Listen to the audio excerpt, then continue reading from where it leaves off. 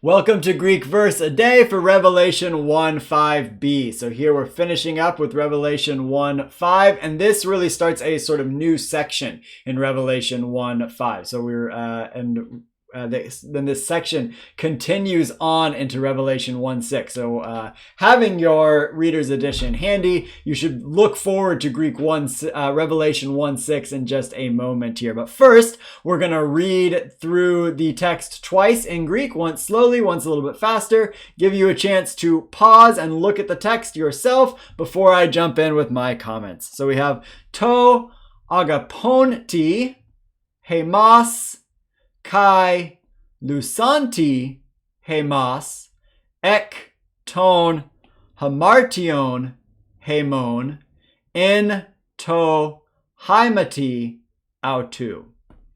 A little bit faster this time. To agaponti hemas kai lusanti hemas ek ton hamartion hemon in to haimati autu.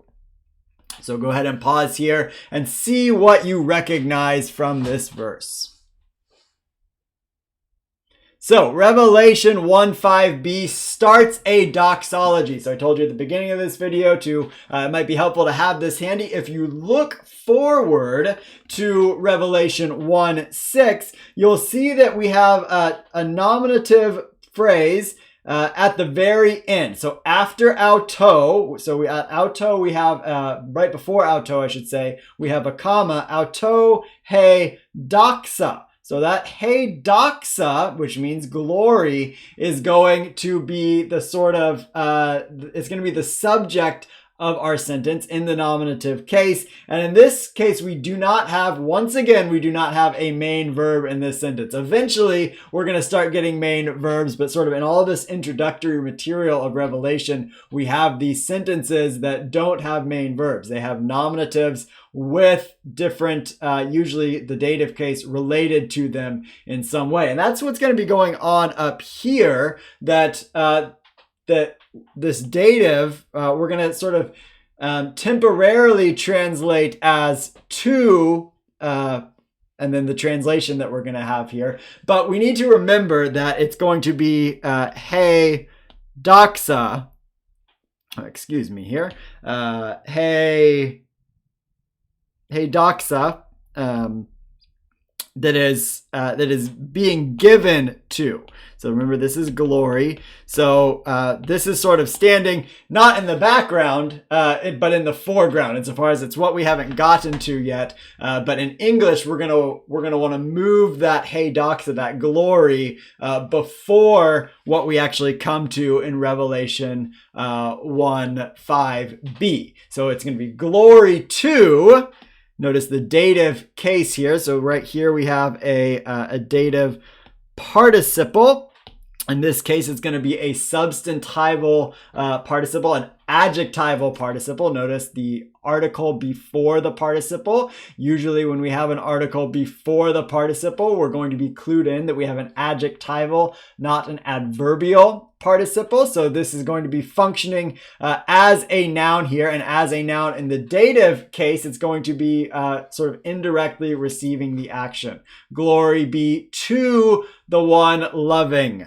So our parsing information for agaponti here is going to be a present active participle, dative, masculine, singular, from agapao, which is why we have this circumflex accent over the omega here, because we have a contract verb, an alpha contract verb. So when the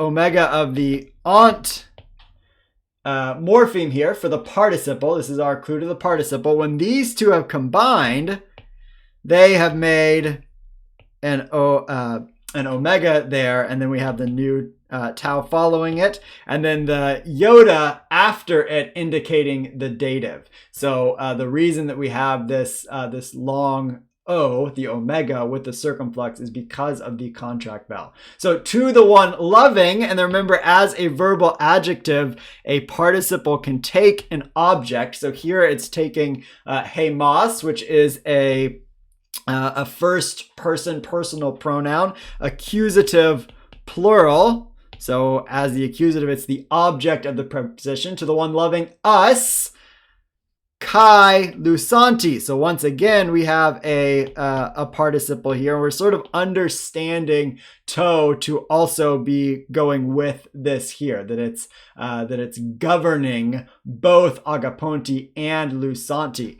And in this case, we also have a participle, but this one is an aorist active participle, nominative, masculine, singular, from our trusty verb luo, to loose or release. So notice, remember with participles, when we have a present participle, the action is sort of ongoing. The one who is loving us. And then when we have a aorist participle, the action is sort of completed. And who loved hemos, again, the same personal pronoun here functioning as the object, and who loved released us. So the one loving us, and who released us.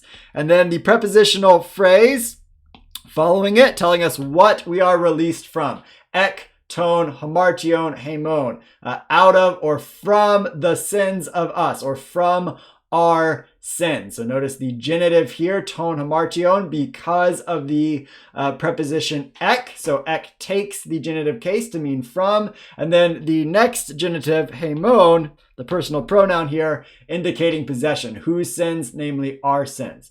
From our sins in to haimati autu. So this is going to be another prepositional phrase beginning with in. And in this case, it's sort of what we would call an instrumental dative phrase, with the dative over here and the preposition in, telling us the instrument by which our sins have been released or forgiven. In to haimati autu, in his blood. So haimati here is going to be, we'll get our parsing information from it right here with the definite article that precedes it. Haimati is a third declension neuter noun. Remember, oftentimes those, or always, those third declension nouns that end with ma in their root are going to be neuter.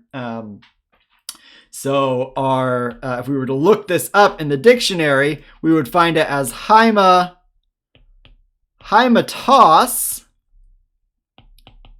ta. Excuse my overcrowding here. Remember, so this is going to be our nominative form. And then with the third declension, we're always given the genitive after it because it tells us the root on which the rest of the third declension noun is going to be built. So because the nominative singular is often the odd one, it looks more different than the other forms. So that the that mot ending we see again in the dative singular. So, but we also get all our parsing information, our dative neuter singular, from the to as well. And this means blood. So in the blood of him, the possessive autu in the genitive right here, meaning his. So let's put it all together again.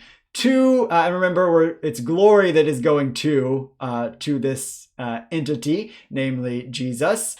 To glory be to the one loving us and who released us from our sins by his blood, or in his blood.